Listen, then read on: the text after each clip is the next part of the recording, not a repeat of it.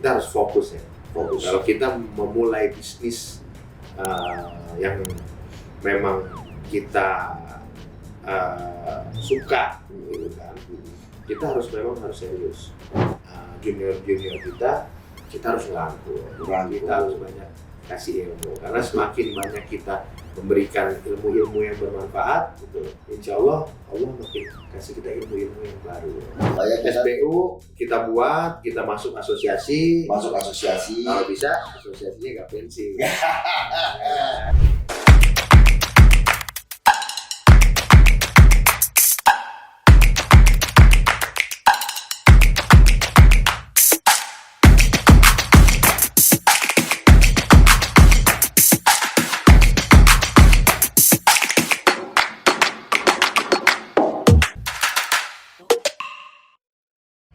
Assalamualaikum warahmatullahi wabarakatuh. Selamat pagi, salam sahabat konstruksi. Selamat datang di Construction Corner bersama Construction Corner, inspirasi membangun negeri. Saya Musa Kazim Anwar. Kali ini akan belajar dengan seorang ahli di bidang konstruksi, Bapak Almer Faik. Apa kabar, Pak? Baik, alhamdulillah. Kayaknya nggak enak ya kalau panggilnya Bapak. Iya dong. Lagi ya. Kita bro. Ayo kita mulai diskusi pagi ini. Kita mulai perjalanan ini dengan membangun fondasi sukses di dunia konstruksi. Nah, ini kita sebelum ngobrol panjang lebar nih Pak, kita akan cerita dulu nih tentang pengalamannya Bro Almer di dunia konstruksi. Mulai kapan masuk di dunia konstruksi, sejak kapan, dan seperti apa sih dunia konstruksi ini buat Pak Almer? Silakan Bu. Oke, thank you Mas Musa udah diundang datang nih podcast konstruksi corner. Kita ya, thank you ya kan. Yang pertama saya juga pengen menyapa teman-teman semuanya yang ada dalam acara ini. Mudah-mudahan kita selalu diberikan kesehatan, suksesan. Jadi yang pertama Bro Musa, saya bergerak atau memulai bisnis ini itu di tahun 2015, akhir tahun 2015. Oke. 2015. Dan sekarang pun saya masih terus belajar untuk berkembang di bisnis jasa konstruksi ini. Kalau boleh tahu di umur berapa tuh waktu itu mulai masuk di dunia konstruksi? Awalnya tuh. Kurang lebih umur 27 tahun. 27 tahun, sangat muda nih teman-teman. Jadi kalau teman-teman yang masih muda ini, semua yang ada di Indonesia tidak menutup kemungkinan di umur muda belia ini bisa berkecimpung, bisa memulai di bisnis konstruksi. Nah, Pak Almer ini umur 27 tahun udah masuk di dunia konstruksi. Jadi umur 27 tahun itu dari mulai bisnis konstruksinya itu dari apa Bang Almer? Gini Mas Musa, jadi saya di 2015 itu akhir saya mulai membuat namanya CV. Saya mulai buat CV, kita main, alhamdulillah bermitra dengan pemerintah. Oke, pemerintah. Dan kita mulai dengan proyek-proyek yang dari kelas kecil dulu. Kelas kecil tuh biasanya kalau di pemerintah tuh PL biasanya ya. Betul. PL ya. Oke. Terus setelah itu berkembang sampai sekarang klasifikasi perusahaannya itu udah apa Bang? Kami alhamdulillah sekarang klasifikasi perusahaannya sudah menengah. Oh, menengah. Ini perlu teman-teman ketahui juga.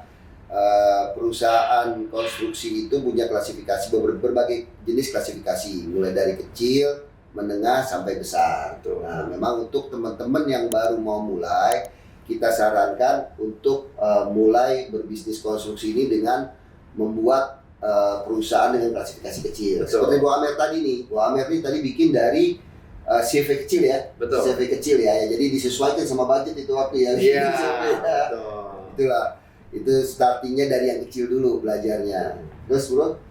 Nah, setelah di 2015 saya bersama tim kami membentuk CV, kami uh, mulai mendapatkan kepercayaan oleh pemerintah setempat, mengerjakan proyek-proyek yang tadi Bro Musa sampaikan untuk PL. Kami mulai menata perusahaan dari awal.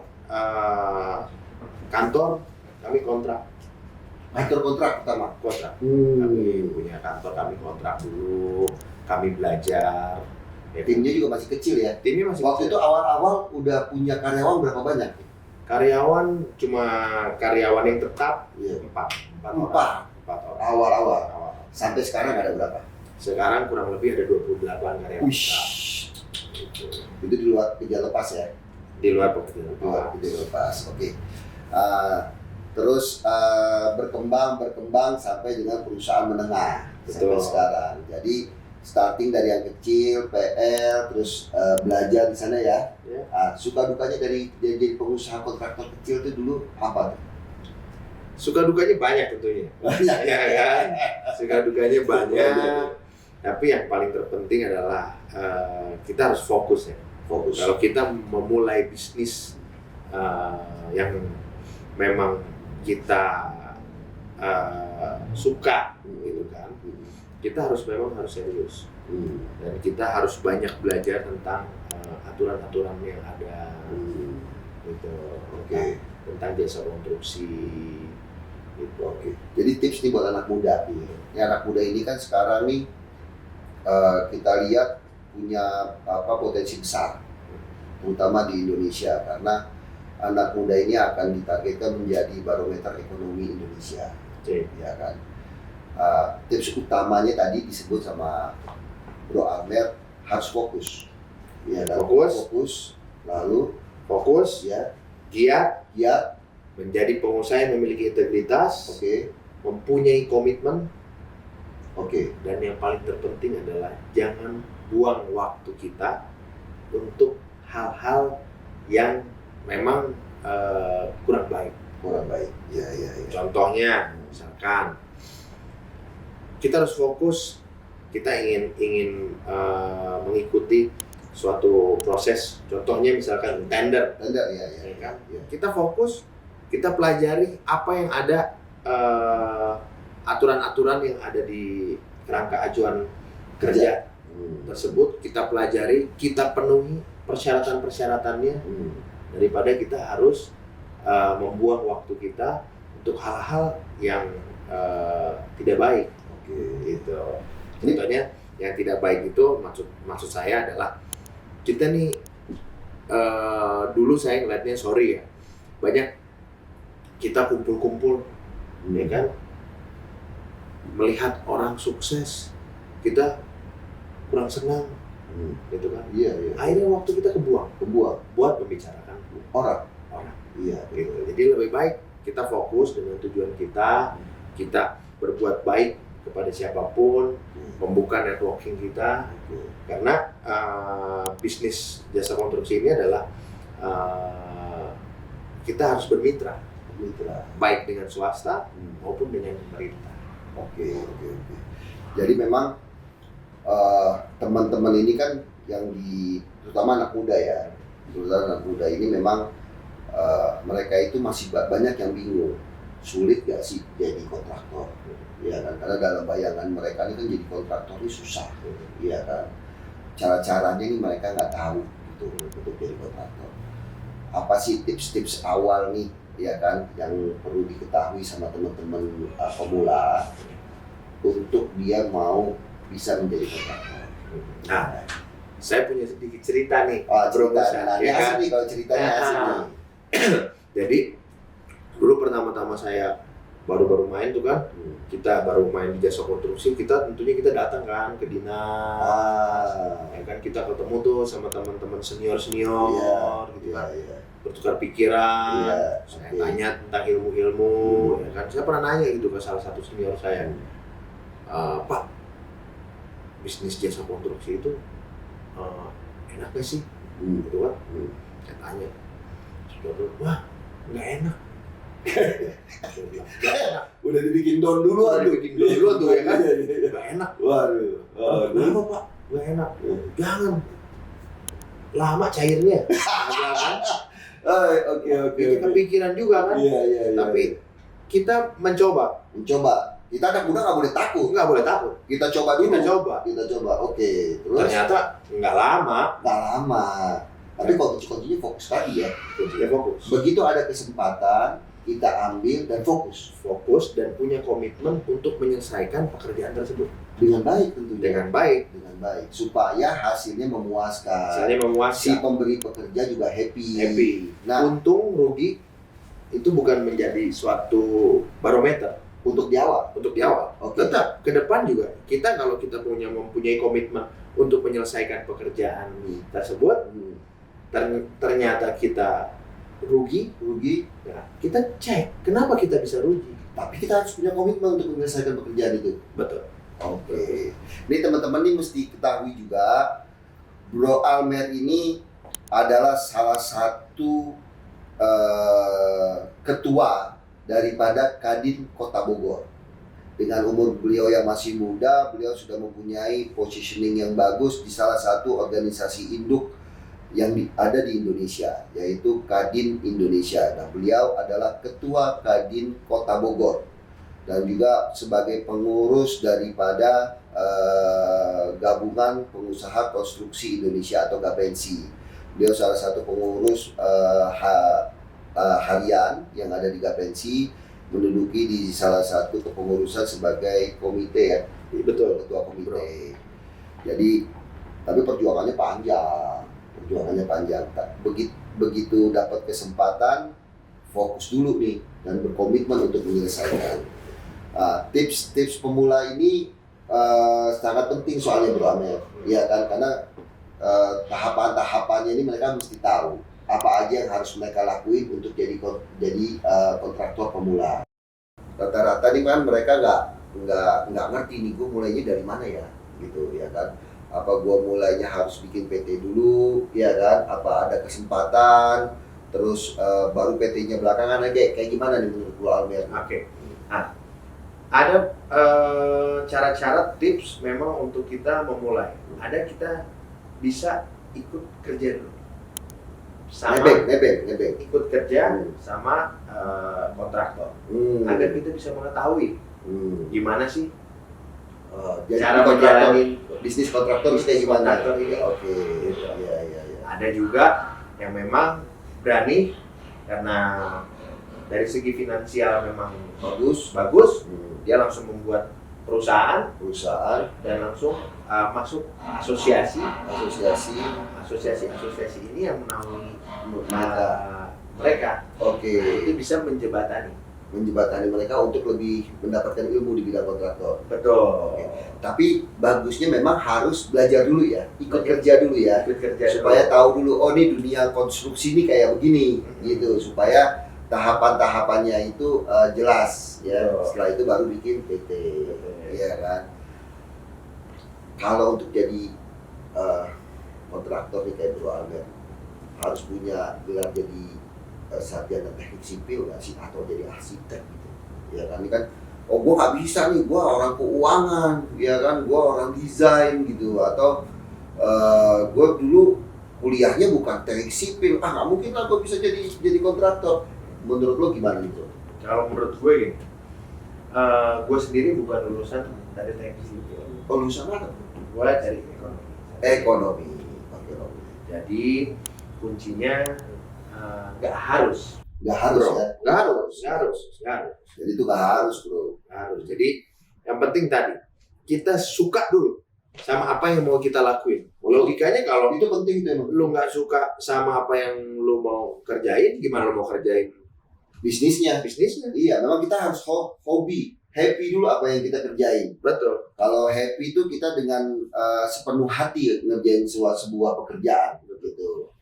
Jadi hobi dulu ya. Nah, terus tadi kan kita kan masuk ke pertanyaan, jadi nggak mesti nih kalau mau jadi kontraktor itu harus dari teknik sipil. Jadi teman-teman yang ada di dulunya backgroundnya kuliahnya di ekonomi juga bisa kayak Bro Ahmed, termasuk saya. Gue juga di ekonomi gitu ya kan. tapi berkecimpung di dunia konstruksi dan ternyata kita enjoy gitu. Karena kalau gue sih ngeliatnya nih bro, konstruksi ini setiap hari itu punya tantangan yang berbeda gitu ya kan. Setiap proyek itu punya tantangan yang berbeda gitu, dan setiap tantangan tuh kita ambil dengan rasa senang gitu ya kan. Happy dulu tadi kan, Happy dulu ya kan. Terus nah kalau persiapannya untuk jadi mendirikan perusahaan kontraktor tuh apa aja sih bro gitu. Jadi kan lu bilangin tadi pertama kita ada kesempatan dulu bisa atau ikut dulu ya kan. Nah kalau begitu kesempatannya tadi udah ada, terus kita ikut, kita pengen mandiri nih sekarang untuk, nah persiapannya itu apa aja untuk menjadi bikin perusahaan kontraktor? tentunya legalitas perusahaan. Legalitas dibuat, Nah, kita harus siapin legalitas perusahaan kita yang kita buat. Ini kan ada standarnya, ada SBU Ya. ya kan, ada apa namanya, ada juga tenaga terampil. Betul. Jadi persiapkan dulu ya, Siapkan. persiapkan dulu supaya kita SBU kita buat, kita masuk asosiasi. masuk asosiasi. Kalau bisa asosiasinya nggak pensi. Iya dong. Iya. Gapensi ini kan salah satu organisasi asosiasi kontraktor yang paling tertua. Betul. Sekarang umurnya besok tanggal 8 Januari ini udah 65 tahun. 65 tahun. 65 tahun. Iya. Teman-teman juga dulu nih, saya sama Bro Amber pernah diskusi kecil melihat para senior-senior yang umurnya udah 65 tahun, ada yang 70 tahun, Iya. ada yang 80 tahun. Mereka masih eksis loh. Eksis di dunia kontraktor. Dan kita ini banyak belajar juga ya. Iya. Sama senior-senior, dikasih pandangan gitu.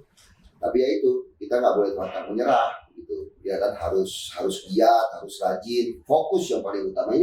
Ini kendala anak muda nih biasanya nih. Mereka nih nggak fokus. Ya fokus. Jadi Kenapa tuh bisa nggak fokus? rata-rata ngelihat begini bro. Kalau gua lihat ya anak muda sekarang ya, begitu mereka punya masalah, mereka hindari, nggak diselesaikan, gitu ya kan.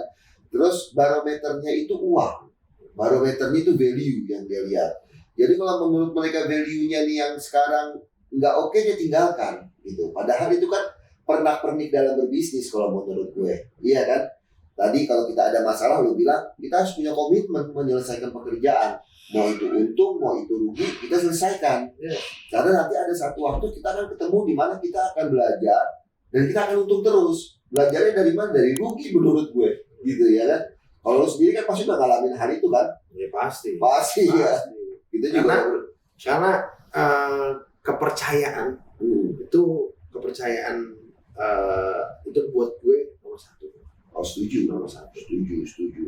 Jadi kalau kita kerjakan pekerjaan itu dengan baik, selesai, kualitasnya juga bagus, si pemberi pekerjaan juga happy.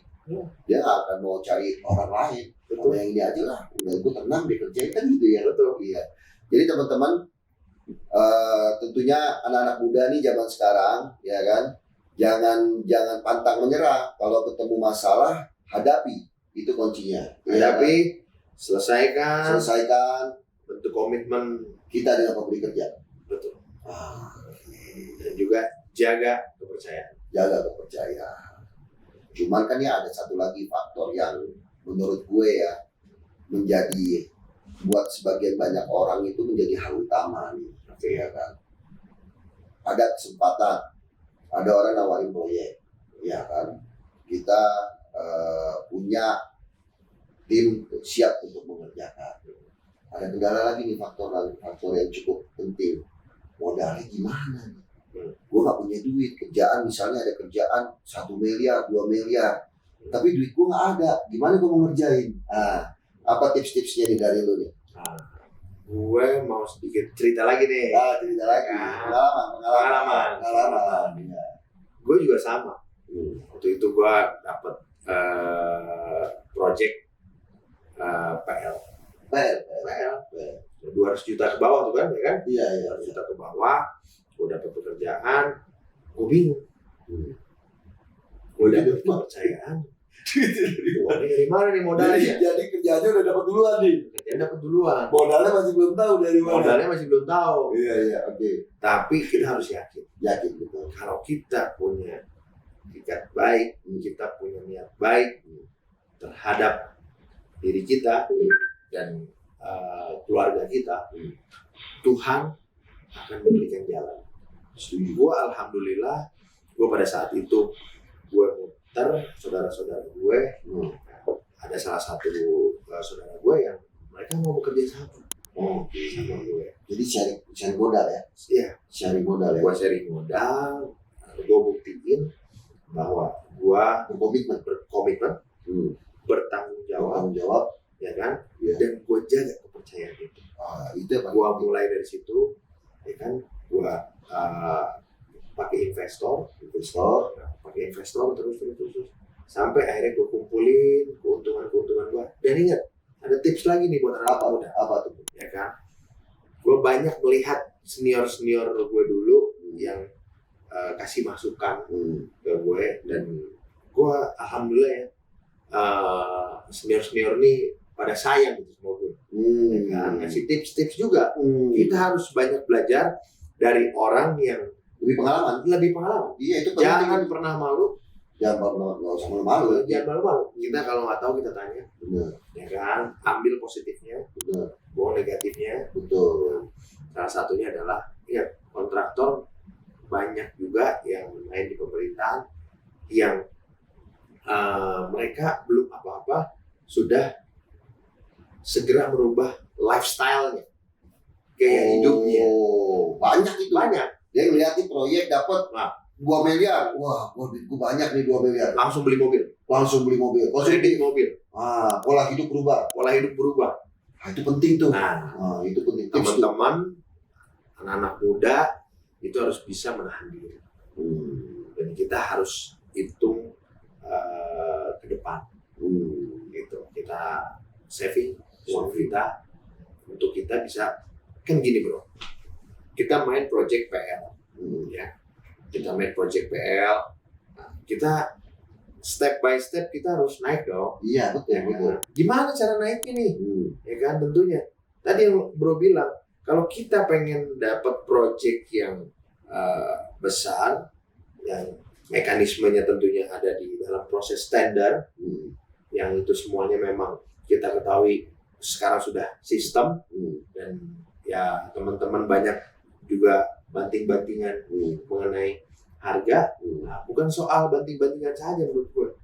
Ketika kita membanting harga, kita harus tahu, gitu.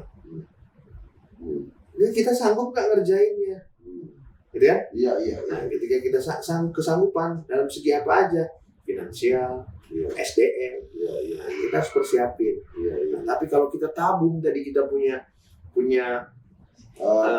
profit, kita tabung, dan jangan terlalu terburu-buru.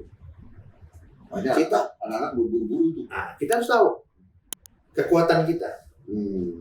Kita tahun ini kita sanggup main project misalkan 2 miliar. Tahun depan, kita lihat profit kita nih. Kita sanggup 3 miliar. Udah 3 miliar. Jangan coba-coba buat langsung naik. Boleh aja. Nah, ketika kita mau lompat, tapi kita harus siap dulu. Gitu. Jadi perhitungannya ini mesti tepat. Ya kan, kalkulasinya mesti tepat. Jadi banyak faktor yang teman-teman ini mesti pikirkan baik-baik. Betul. Gitu, ya kan. Nah, makanya anak muda ini kan jiwanya masih membara. Kenapa hari ini kita undang Bro Amer? Karena kita melihat Bro Amer ini anak muda yang sukses di bidang menggeluti dunia konstruksi, gitu. Makanya hari ini kita diskusi gimana teman-teman muda ini juga bisa ikut sukses seperti Bro Amer, gitu. Nah, ini anak-anak muda ini kan memang on fire rata-rata. Begitu udah dapat proyek, hari ini 1 miliar, ada yang nawarin lagi 4 miliar, langsung sikat, ya kan. Yang penting lihat cuannya gede nih kayaknya, kan gitu. Padahal nggak begitu kan bro ya? Nggak begitu ya. Apalagi kalau kita main di pemerintahan, teman-teman tahu bersama ada namanya masa pemeliharaan. Nah, masa pemeliharaan itu masih tanggung jawab dari kita. Kita harus disiapin itu. Siapin. Ya. Jadi bro, teman-teman nih semua, bro and sis yang masih muda di dunia konstruksi, modal itu bukan jadi salah satu faktor kalian untuk tidak bisa memulai di dunia konstruksi, enggak juga. Contohnya tadi Bro Amir bilang, begitu ada kesempatan PR sesuai dengan kemampuan. Jadi kalau dapat PR itu kan kita nggak terlalu berat ya Bro ya. Yes. Cari modal pun juga kesana sini masih bisa banyak yang membantu lah kasarnya gitu. Nah starting dari sana, dari yang kecil belajar. Di sana kita bisa memanajemen proyek itu seperti apa kan gitu ya kan. Mulai dari segi harga, waktu, ya kan manajemen proyeknya itu kita belajar. Betul ya Bro ya. Betul. Jadi sarannya itu dari bisnis yang kecil dulu ya. Dari kecil dulu. Ya. Dari kecil dulu. Nah, kalau nggak salah nih teman-teman semuanya, jadi ini kalau nggak salah ya. Iya. Kalau kita main di pemerintahan, itu juga ada namanya uang muka. Iya, iya betul. Iya dong. Betul. Iya dong. Nah, gua kalau nggak salah di PL juga diperbolehkan. Diperbolehkan ya. Aturannya boleh ini ya. Kayaknya aturannya diperbolehkan. Diperbolehkan ya. Ya. Kalau gua salah mungkin bisa dikoreksi nanti. Iya. Nah, itu tentunya kita juga harus bisa meyakinkan pemerintah bahwa sub bidang kecil ini harus juga dibantu. Iya, betul. Betul. Gitu. Apalagi mereka anak muda yang punya tanggung jawab, punya komitmen, punya kemauan. Nah, Kita harus dorong. Kita harus dorong mereka sebagai generasi penerus di jasa konstruksi. Betul. Jadi nggak usah khawatir. Kuncinya yakin dulu, yakin. Karena kalau tadi Bro Amel bilang ada satu kunci yang ini di luar kemampuan manusia. Kalau kita yakin apa yang kita kerjakan, kita punya komitmen baik terhadap diri kita sendiri, keluarga maupun orang lain, insya Allah Tuhan Yang Maha Esa tidak akan diam. Tidak akan diam. Pasti ada jalan membantu. Ya. Tapi yang jelas kita punya komitmen untuk diri kita sendiri, komitmen dan integritas untuk diri kita sendiri. Itu dulu yang pertama. Betul. Nah, jadi nggak susah jadi kontraktor ya.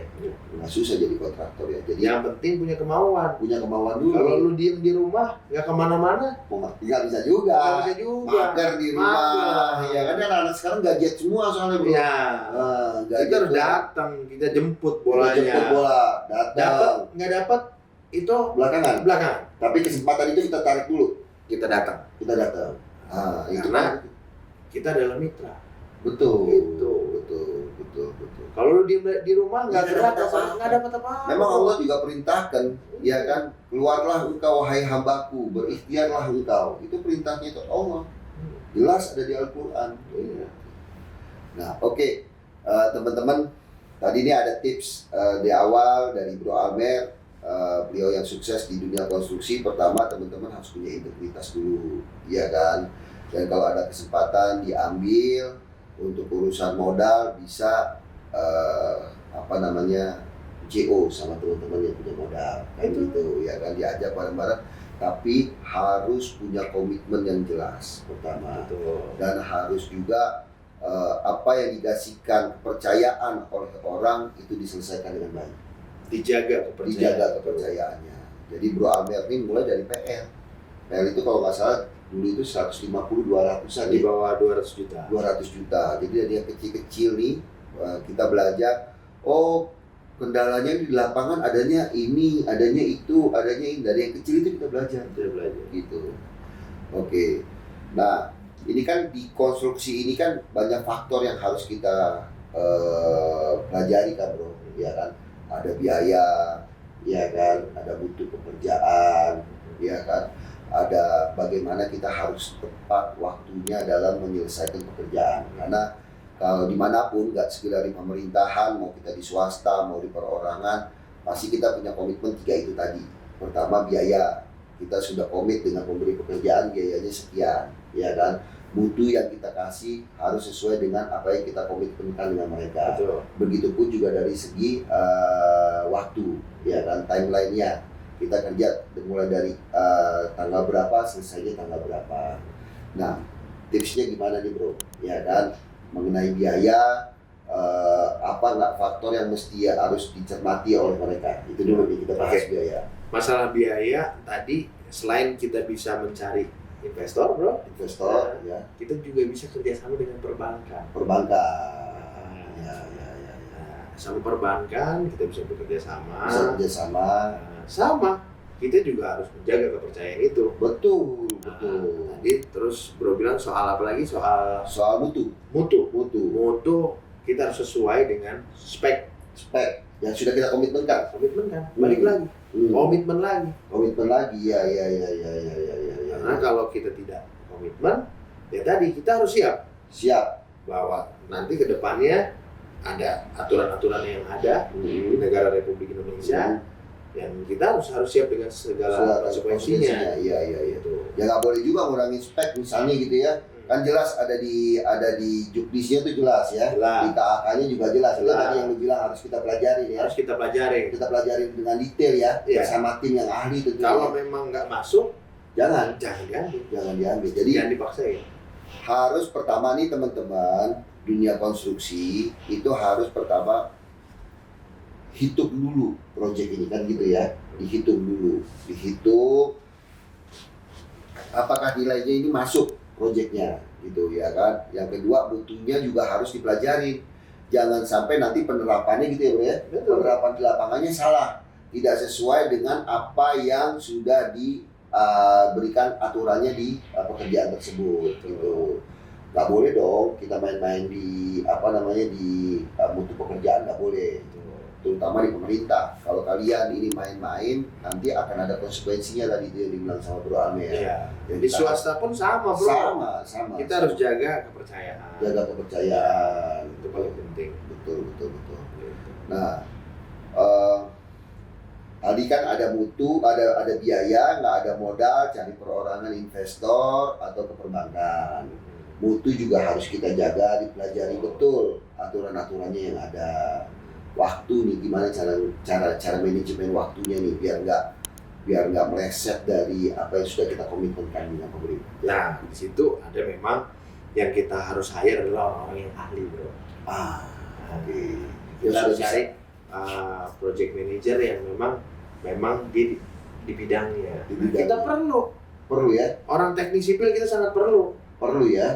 Nanti mereka lah orang manajemen proyek, orang teknik sipil, ya kan dia yang akan menghitung tentang waktu time schedule-nya. Nah, sesuai dengan kontrak yang ada di perjanjian kita dengan owner. Contoh nih dari proyek-proyek yang kalau mungkin sekarang Bu Almer udah nggak main pekerjaan PR karena beliau kan sudah menengah, ya kan menengah itu teman-teman perlu ketahui pekerjaannya udah di atas 50 miliar ya bro ya.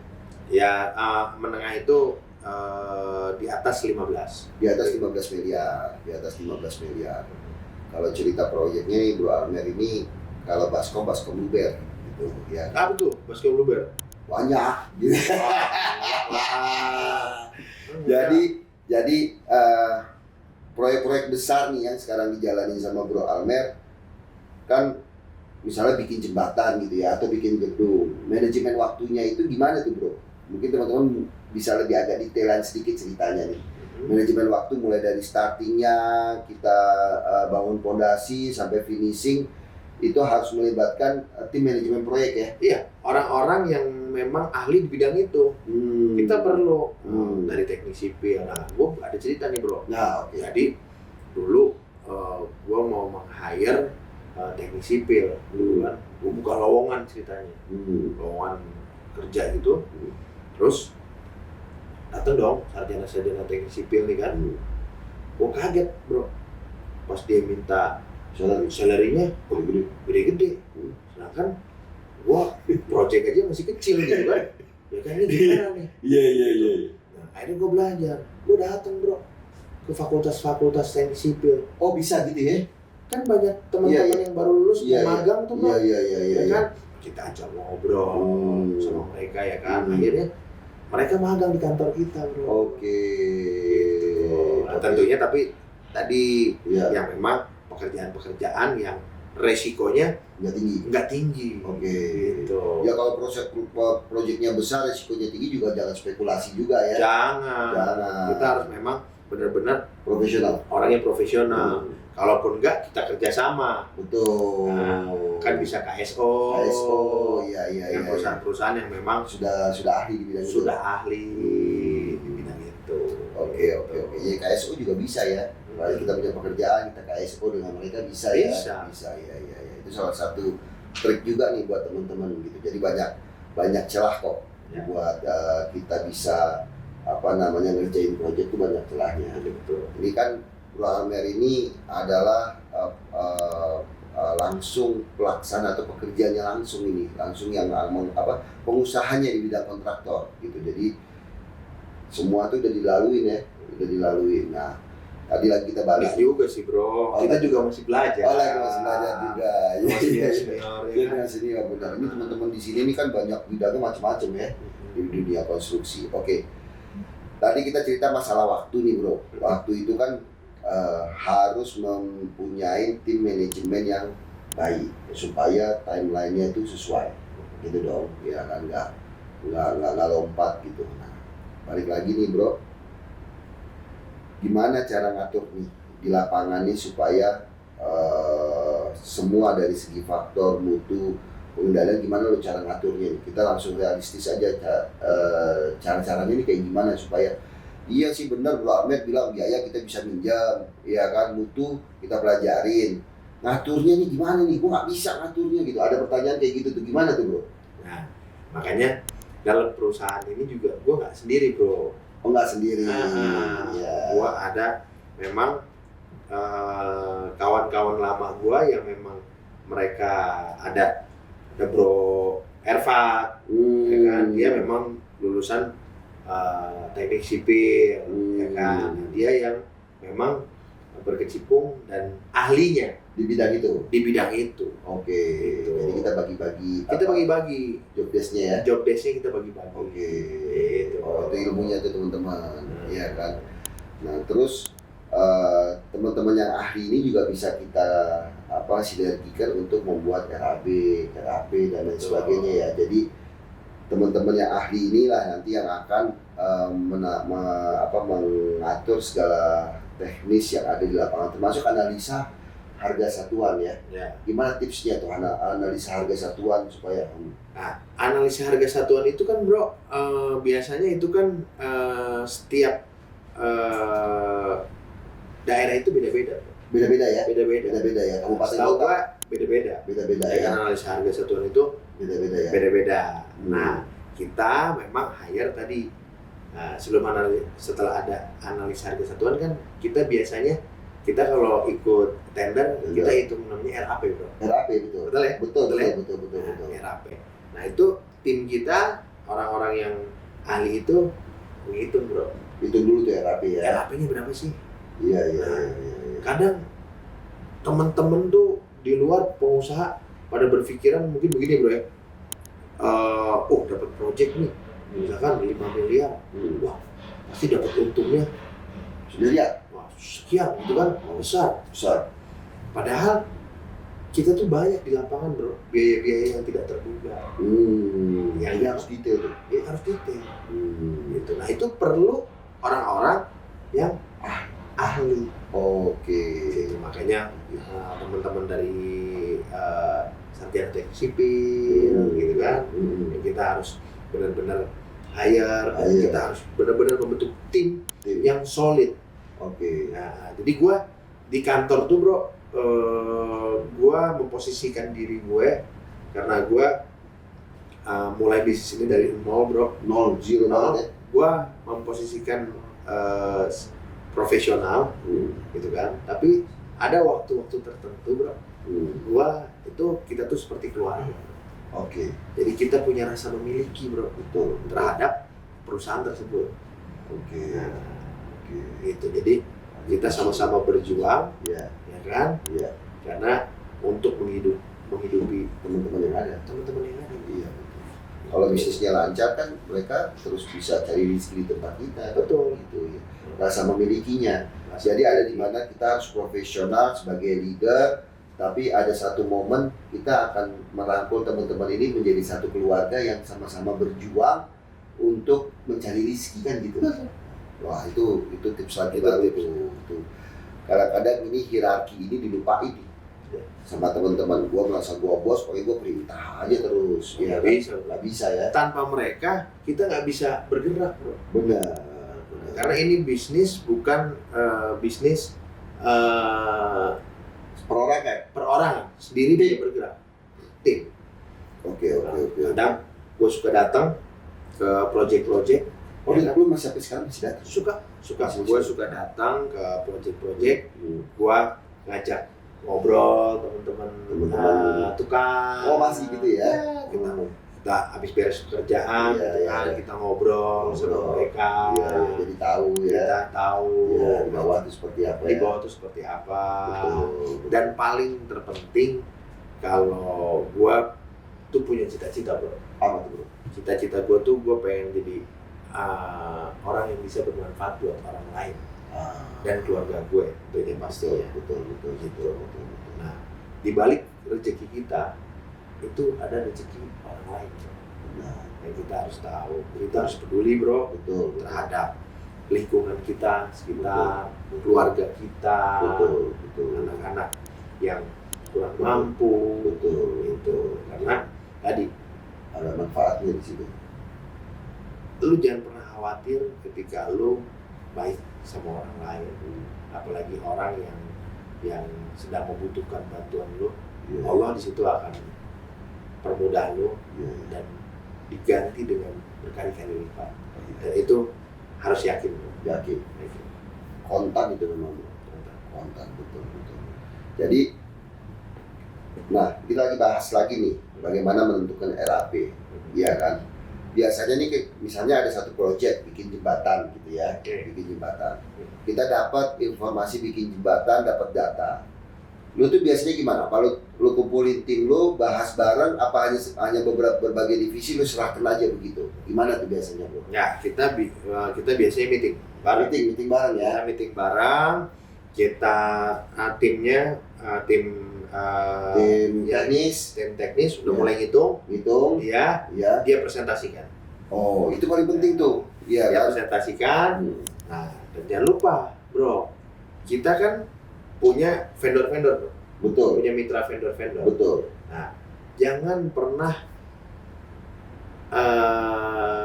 puas dengan satu keadaan. Contohnya begini, bro. Gimana itu? Kita harus breakdown vendor-vendor yang ada. Contohnya lu misalkan, lu biasa ngambil semen misalkan di vendor A, ya kan? Nah, udah lu di situ terus. Jangan bro, strateginya. Kita bikin banyak vendor. Jadi persaingan harga, kualitas juga. Kualitas harus kita jaga.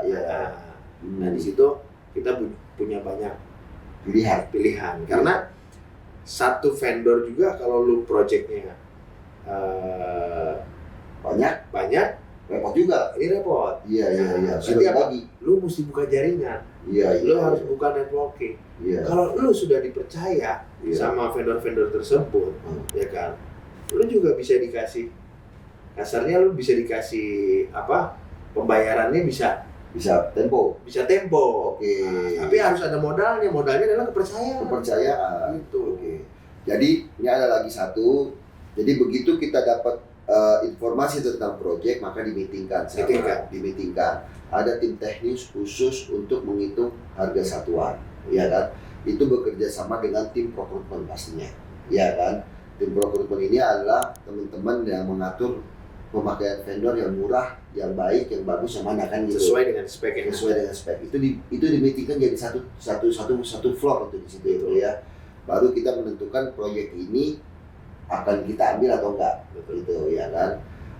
Dari segi waktu, analisa waktunya juga dibahas ya. Time schedule-nya dibahas juga ya. Karena kita berkontrak. Jadi week per weeknya, day per day-nya, monthly-nya itu progresnya mau apa aja itu sebelum ngambil kita bahas di situ ya bro ya. Iya kan.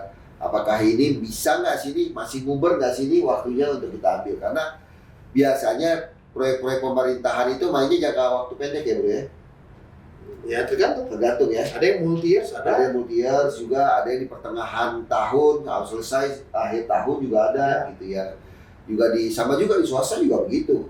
Bahkan banyak swasta yang jauh lebih ketat dari time schedule-nya karena mereka misalnya mau main cepat karena kalau di pemerintah mereka sudah punya anggaran jangka panjang dan lain sebagainya. Tapi kalau di swasta nih yang sering kita ketemuin, mereka kan bisnisnya harus roll on gitu ya kan, harus roll on.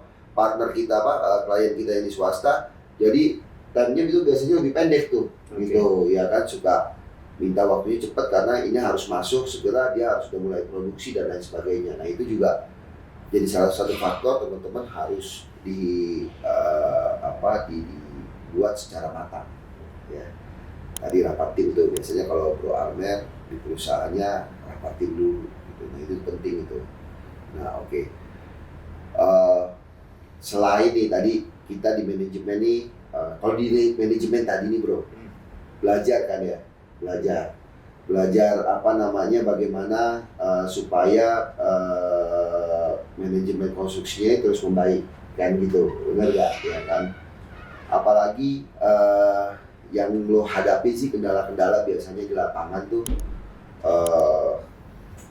konstruksi itu apa aja sih, dunia konstruksi yang lo hadapi itu apa aja sih biasanya kendala-kendala supaya teman-teman tahu nih, ya kan? Nggak cuma ngomong enaknya dapat proyek kan, kita ngomong tadi dapat proyek, modal kita bisa cari kan gitu ya kan. Ada yang paling penting yang mesti mereka tahu kendala-kendala apa yang harus, faktor-faktor apa yang harus mereka perhatikan di lapangan supaya mereka bisa mengantisipasi pekerjaan itu bisa berjalan dengan lancar. Oke.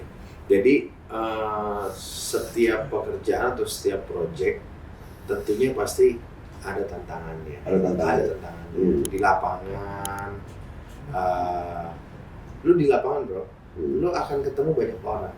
Iya. Yang nggak semuanya sepemikiran dengan lu. Iya betul. Iya kan? Betul. Nggak sepemikiran dengan lu. Tapi tadi gimana caranya kita harus bisa menyelesaikan persoalan-persoalan itu. Gitu. Dan di masyarakat dikomunikasikan. Ada namanya ilmu komunikasi Bro. Komunikasi.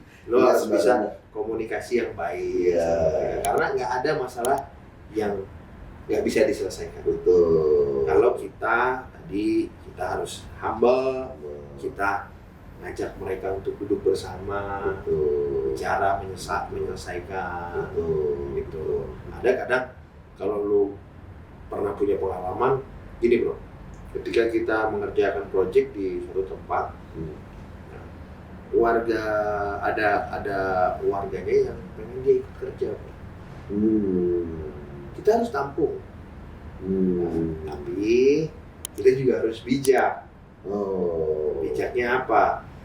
Dia punya skillnya apa? Iya. Kita sesuaikan. Tapi kalau nggak bisa, ya kita jangan paksakan. Tapi kita harus komunikasi yang baik. Oke.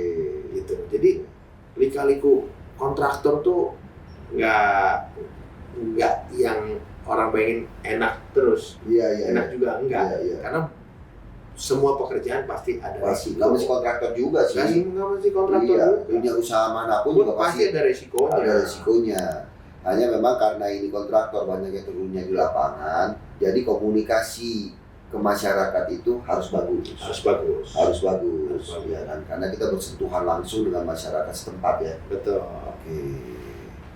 Oke, ini sebenarnya banyak yang mau kita bahas. Tapi cerita sedikit nih, Bro Almer nih mulai bisnis ini dari kecil, dari nggak punya modal, ya kan. Sampai sekarang Bro Almer sudah punya usaha kontraktor yang cukup besar, gitu, dengan umur yang masih muda. Dan kebetulan hari ini beliau ulang tahun yang ke-33 tahun. Waduh. Jadi dimulai dari umur muda sampai sekarang, terus konsisten, fokus, punya integritas. Insya Allah apa yang kita jalankan itu pasti menuai hasil apa yang kita inginkan. Dan tidak ada yang namanya usaha itu mengkhianati hasil, Bro ya. Betul. Dulu kerja pagi, siang, sore nggak tidur kali ya. Sampai sekarang kita sekarang ya?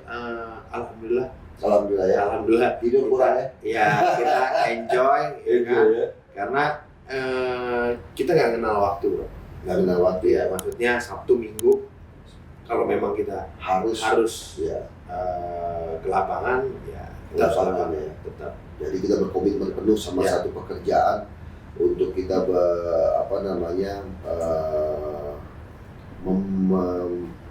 mencurahkan segala tenaga dan waktu kita di satu pekerjaan itu. Mumpung kita masih muda. Iya.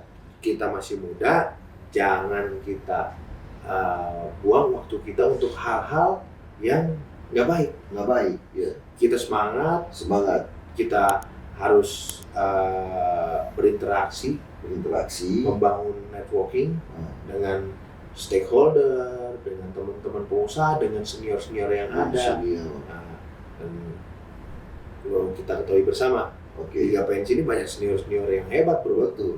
Ya kan? Betul. Nah, itu kita harus banyak juga belajar dari beliau-beliau kan. Betul. Gitu. Dan kita sama junior-junior kita harus ngerangkul. Kita harus banyak kasih ilmu. Karena semakin banyak kita memberikan ilmu-ilmu yang bermanfaat, insya Allah makin kasih kita ilmu-ilmu yang baru. Nah, jadi itu teman-teman. Ya. Jadi teman-teman nggak usah bingung, nggak usah khawatir, iya kan? Ternyata bisnis konstruksi itu nggak serumit yang teman-teman pikirin. Kalau memang nggak ada modal, ya masih bisa cari investor. Lambat laun sudah berjalan, ya kan, keuangannya sudah mulai membaik, percaya perbankan, ya kan. Nah itu bisa terus dikembangkan gitu, ya kan. Conclusion nih yang terakhir buat teman-teman yang ada di Indonesia, tentunya kaula muda yang akan menguasai perekonomian Indonesia nanti 2045 nih bro. Apa aja saran-saran dari Bro Almer supaya teman-teman ini conclusion ya bisa masuk, berjalan, eksis di dunia konstruksi. Oke. Yang pertama, jangan pernah takut untuk memulai hal-hal yang baru, khususnya di bisnis jasa konstruksi. Oke. Yang kedua, kita harus menjadi pengusaha yang memiliki integritas. Oke. Yang ketiga, tadi yang gue bilang sama Bro Musa, siap, jaga kepercayaan. Oke. Bangun networking, ya kan? Selalu ingin belajar, baik sama yang senior maupun sama yang lebih muda atau junior. Dan yang paling terpenting adalah tadi bro, apa tuh? Yang nggak ada di bangku kuliah. Apa tuh? Ya kan? Di balik rezeki kita ada rezeki orang lain. Jangan lupa sama orang-orang yang sedang membutuhkan, baik keluarga kita, baik orang-orang di sekeliling kita, dan terus tanamkan kebaikan. Insya Allah hasilnya akan baik. Ya, hari kita full inspiration nih, ya kan? Banyak inspirasi buat teman-teman. Jangan takut untuk memulai. Fokus. Tadi bro, tips-tipsnya udah dikasih banyak oleh Bro Almer. Bro nih, thank you so much nih. Sama-sama bro. Di jadwalnya Bro Almer yang sangat padat, dengan kegiatannya yang banyak, masih sempat bisa datang di Construction Corner. Kita minta supportnya supaya Construction Corner ini banyak memberi manfaat buat masyarakat luas. Amin. Terutamanya buat kaula muda, gitu ya kan, supaya teman-teman bisa menarik banyak inspirasi dari podcast kali ini, supaya juga teman-teman, kita berharap ini yang banyak yang bergeliat di dunia konstruksi. Oke, jangan lupa buat teman-teman yang ada di sana, sahabat konstruksi, untuk like, share, and subscribe Construction Corner agar tetap koneksi dengan sumber inspirasi konstruksi terbaik. Ayo terus membangun karya hebat, dan sampai jumpa di episode selanjutnya di Construction Corner. Salam konstruksi. Assalamualaikum warahmatullahi wabarakatuh. Selamat siang.